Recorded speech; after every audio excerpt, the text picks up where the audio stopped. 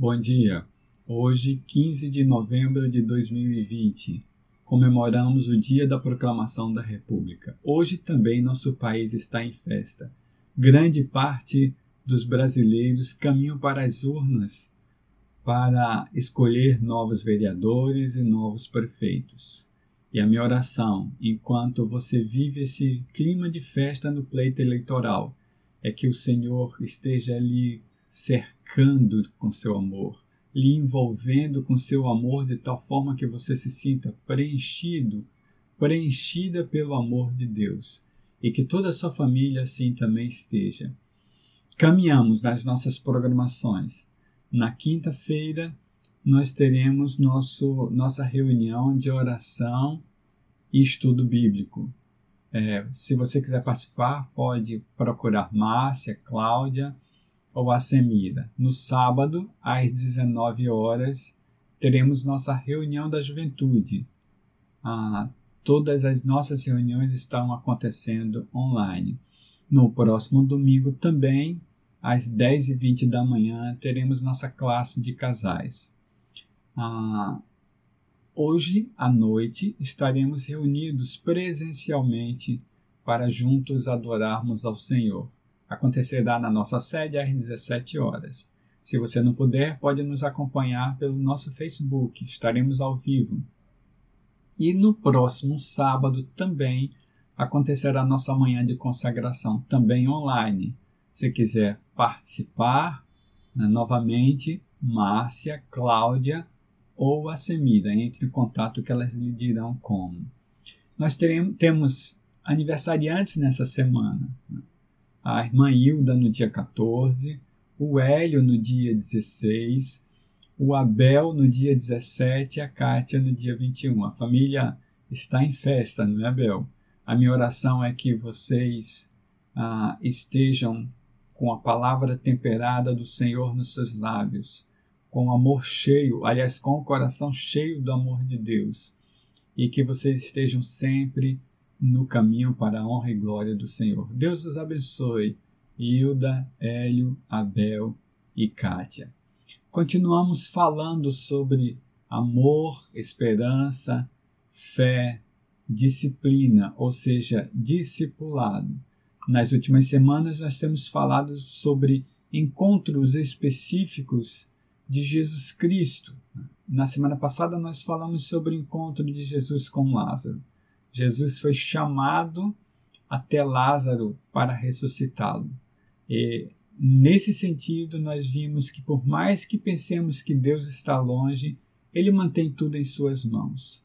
Percebemos também que discípulo também experimenta momentos difíceis na vida e que na simplicidade da ação de Deus diante da incredulidade do homem sempre há uma oração de testemunho. Então, nessa manhã nós vamos ver mais um encontro de Jesus Cristo que está registrado no Evangelho de João, capítulo 5, nos versos 1 a 6. João 5, 1 a 6. A palavra diz assim: Algum tempo depois, Jesus subiu a Jerusalém para uma festa dos judeus. Há em Jerusalém, perto da Porta das Ovelhas, um tanque que em aramaico é chamado de Betesda, tendo 5 entradas em volta. Ali costumava ficar grande número de pessoas doentes e inválidas, cegos, mancos e paralíticos. Eles esperavam o movimento nas águas. De vez em quando descia um anjo do Senhor e agitava as águas. O primeiro que entrasse no tanque, depois de agitadas as águas, era curado de qualquer doença que tivesse. Um dos que estavam ali era paralítico e fazia 38 anos. Quando o viu deitado e soube que ele vivia naquele estado durante tanto tempo, Jesus lhe perguntou: Você quer ser curado? Esse paralítico estava há 38 anos querendo ser curado. Aqui existia uma crença. Na realidade, no texto original deixa entender que existia uma crença que aquelas águas eram movidas através de um anjo do Senhor e quem estivesse na água naquele momento seria curado. Então, Jesus nos traz um encontro muito específico aqui, muito específico. E ele nos ensina algo muito importante que eu venho falando também há muito tempo. Por isso eu trago o título dessa mensagem de Direto ao Ponto. Vamos lá. Jesus ia aonde estava o necessitado. Existia uma consciência de missão no Mestre. Você percebe logo isso no começo do ministério dele, em Lucas capítulo 4, nos versos 18 e 19. Lucas 4, 18 e 19, quando na sinagoga lhe dão o livro de Isaías para Jesus ler. E ele lê assim: O Espírito do Senhor está sobre mim, porque ele me ungiu para pregar boas novas aos pobres. Ele me enviou para proclamar liberdade aos presos e recuperação da vista aos cegos, para libertar os oprimidos e proclamar o ano da graça do Senhor. O Espírito do Senhor que estava em Jesus Cristo naquele momento é o mesmo Espírito que está em você agora. Jesus tinha uma diferença imensa nesse sentido de muitos de nós. Ele tinha consciência de sua missão.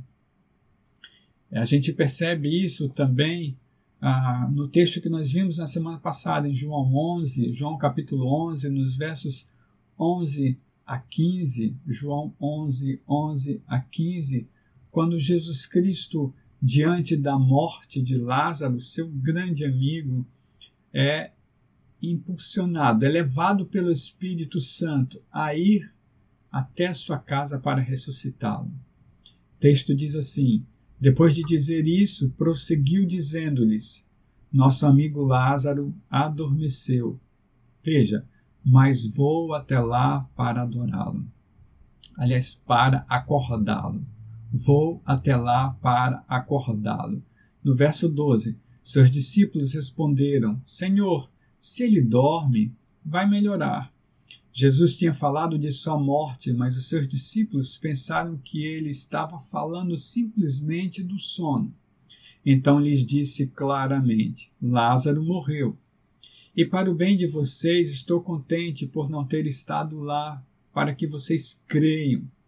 Aí Jesus complementa: veja, mas vamos até lá.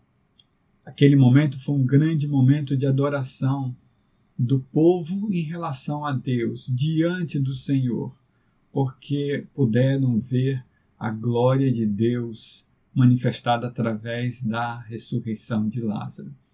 Nesse sentido, a consciência de missão que Jesus Cristo tinha o levou a encontros específicos, a ir até o necessitado. Foi assim com aquela mulher do fluxo de sangue. Na realidade, ele ia ao encontro da filha de Lázaro, quando simplesmente teve um encontro específico com aquela mulher, não marcado, mas providencial. Então a gente vê a filha de Lázaro, a mulher do fluxo de sangue. Foi assim com a mulher, a samaritana, à beira do poço de Jacó. Foi assim com o centurião, que seu servo estava doente, e Jesus se propôs a ir até a casa do centurião, e o mesmo o disse: não sou digno de te receber embaixo do meu teto. Mas foi proposta de Jesus. Foi assim com Zaqueu, lembra? Desce daí, Zaqueu, hoje estarei em tua casa. Foi assim com Levi, que se tornou Mateus, né? Quando Jesus simplesmente entra na fila da coletoria e diz: segue-me. Sai, e Mateus o segue. É assim em todos os momentos. Foi assim com os cegos que Jesus curou. Foi assim com o homem da mão ressequida. E foi assim com esse homem que nós acabamos de ler em João capítulo 5. Jesus ia ao mais necessitado. E é assim que ele manda que façamos. Mateus capítulo 28, nos versos 19 e 20. Veja, portanto, vão. Vão e façam discípulos de todas as nações, batizando-os em nome do Pai, do Filho e do Espírito Santo, ensinando-os a obedecer a tudo que eu ordenei a vocês, e eu estarei sempre com vocês até o fim dos tempos. Foi sempre assim no ministério de Jesus Cristo. Ele ia aonde estava o necessitado. Essa é uma fala para nós, para que entendamos que não é venha, mas que nós entendamos que é para irmos, sairmos da nossa zona de conforto e estarmos com os mais necessitados. É assim que o Senhor diz. Perceba, mas receberão poder quando o Espírito Santo descer sobre vocês e serão minhas testemunhas em Jerusalém, em toda a Judéia, Samaria e até os confins da terra. Atos, capítulo 1, verso 8. É assim. É assim que deve acontecer o ministério da igreja, seja qual for a sua função no corpo, seja para que você sente que existe. É assim, ir até o mais necessitado. É assim que Jesus ensina. E veja exatamente quando Jesus encontra Levi. Marcos capítulo 2, nos versos 15 a 17. Marcos 2, 15 a 17.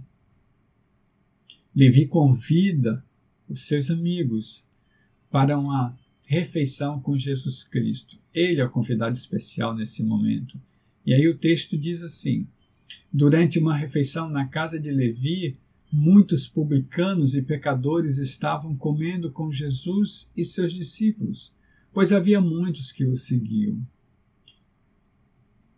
Quando os mestres da lei, que eram fariseus, ouviram comendo com pecadores e publicanos, perguntaram aos discípulos de Jesus: por que ele come com publicanos e pecadores? Ouvindo isso, Jesus disse: não são os que têm saúde e que precisam de médico, mas sim os doentes. Eu não vim para chamar justos, mas pecadores. Esse é o recado de Jesus para nós, né? Irmos até onde estão os necessitados, onde estão os pecadores. E aqui, quando eu falo dos pecadores, assim como Jesus Cristo, eu não quero dizer que nós somos superiores a eles. Porque Jesus Cristo diz: quem é o maior? O que serve ou o que está à mesa? No entanto, eu sou Senhor e sirvo vocês. É assim que deve ser, segundo o Evangelho. Estarmos aonde o mais necessitado estiver. Espero que nesse momento, quando você possivelmente esteja, no dia de hoje, caminhando para as urnas, você tenha essa consciência diante do seu voto. Porque temos mais um ensinamento neste texto. Jesus objetiva as necessidades do outro.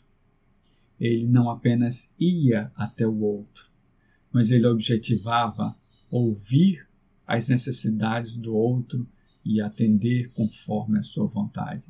Perceba, verso 6, a gente está em João capítulo 5. Quando o viu deitado e soube que ele vivia naquele estado durante tanto tempo, Jesus lhe perguntou: você quer ser curado? Aqui está uma pergunta, algo como: o que você quer que eu faça?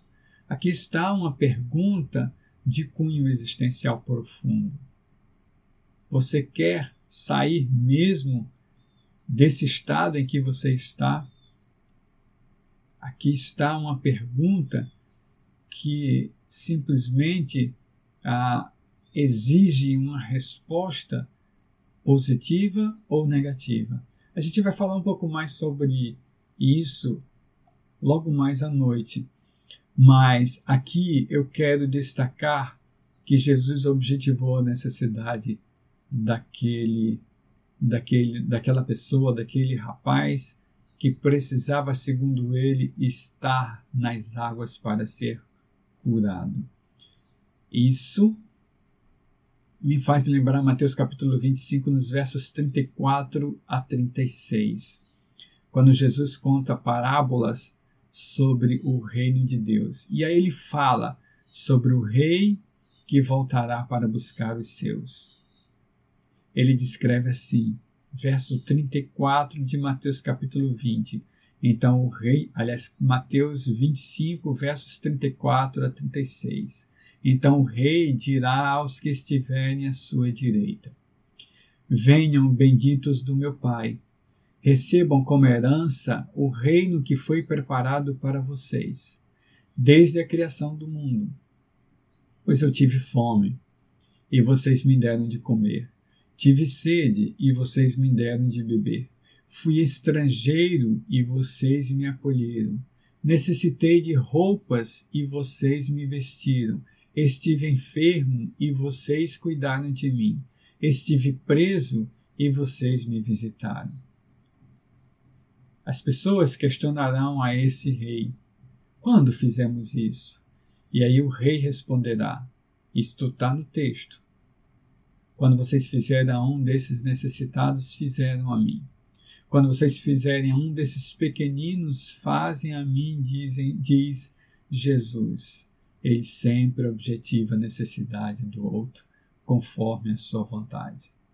E aqui, quando a gente fala de objetivar necessidade, a gente fala da verdadeira religião. Porque é assim que o apóstolo Tiago fala, Tiago, capítulo 1, no verso 27. A religião que Deus, o nosso Pai, aceita como pura e imaculada é esta. Veja, 2 pontos. Cuidar dos órfãos e das viúvas em suas dificuldades e não se deixar corromper pelo mundo. Então, Tiago, ele fortalece exatamente o que nos traz ao ministério de Jesus. Vão e busquem os que estão necessitando. Não só busquem, mas objetivem as necessidades deles. Isso me faz lembrar quando o povo de Israel pede um rei a Samuel. Samuel vai até Deus e diz: o povo quer um rei. Deus diz a Samuel: diz para o povo que o rei sou eu. E aí o povo, quando Samuel volta para dar o recado de Deus, o povo diz: não, Samuel, nós queremos um rei, uma pessoa para nos defender, alguém que fale em nosso nome, conforme o modelo das nações.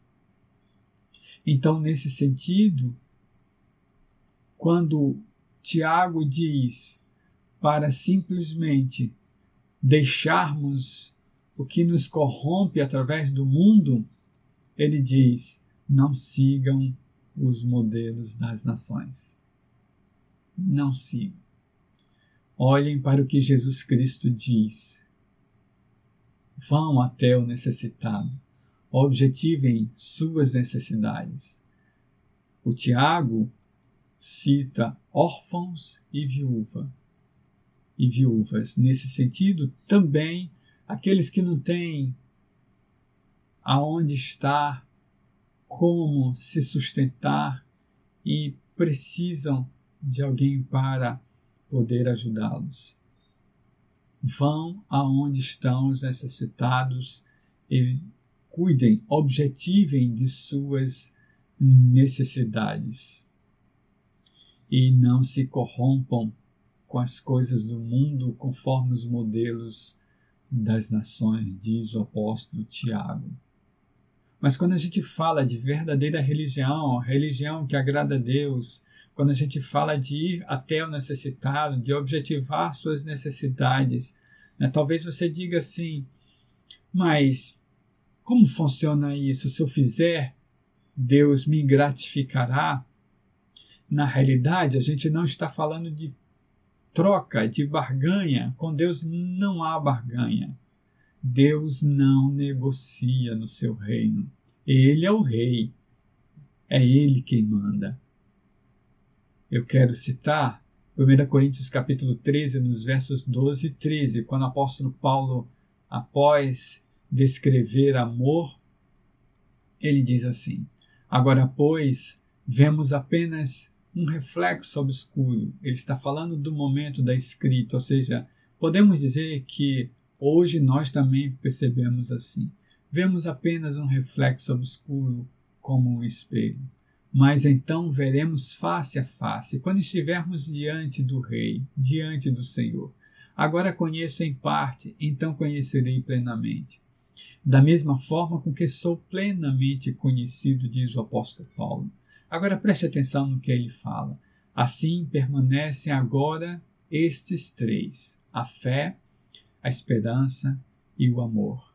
Aqui eu poderia dizer que a verdadeira religião, a religião que agrada ao Pai, está impregnada de fé, esperança e amor. Mas o apóstolo Paulo destaca no final do verso 13: o maior deles, porém, é o amor.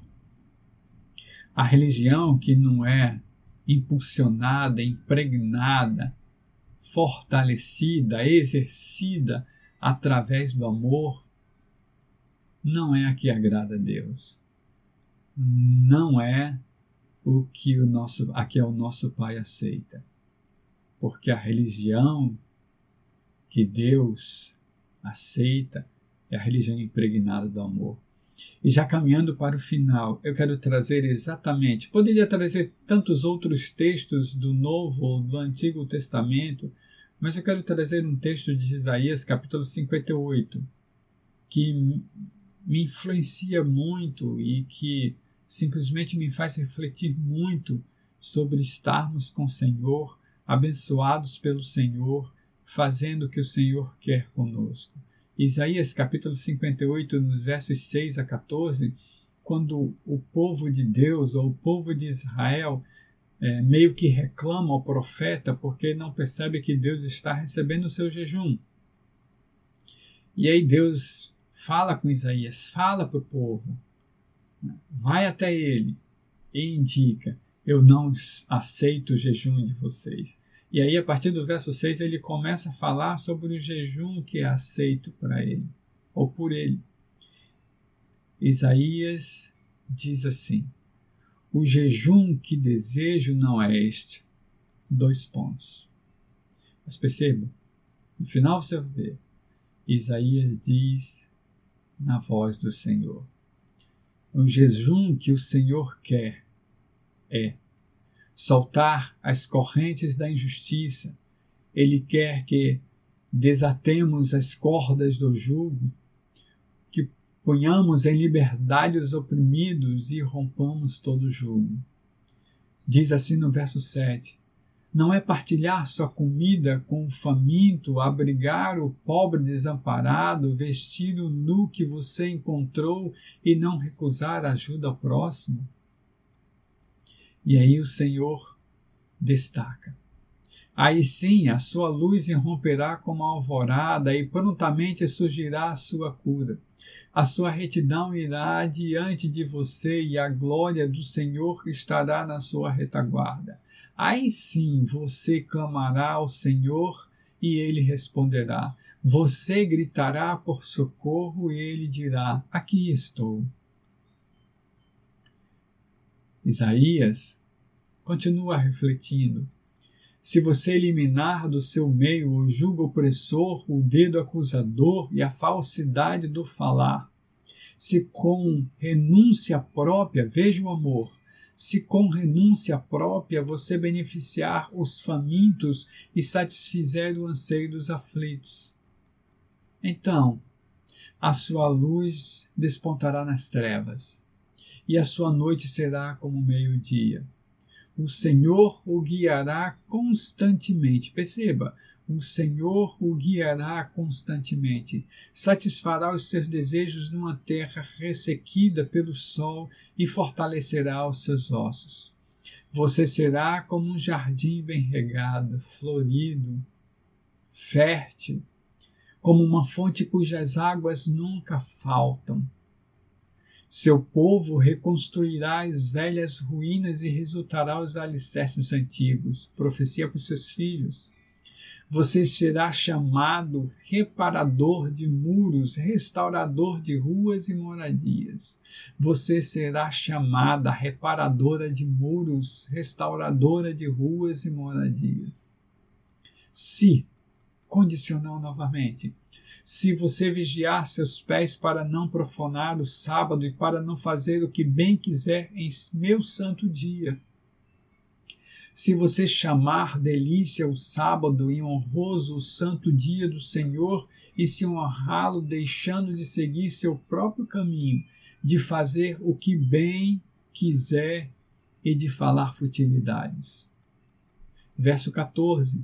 Então você terá no Senhor a sua alegria, e eu farei com que você cavalgue nos altos da terra e se banqueteie com a herança de Jacó, seu pai.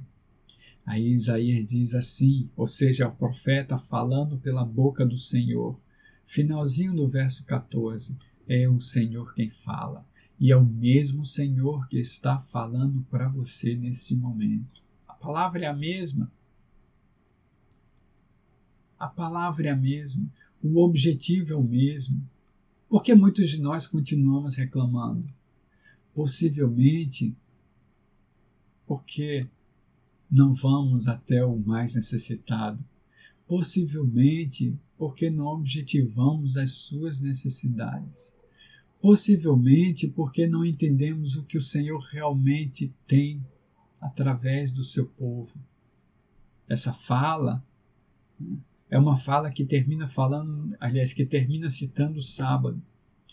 Perceba como foi que Jesus Cristo se comportou nos sábados. Ele diz, meu pai trabalha até hoje e eu continuarei trabalhando.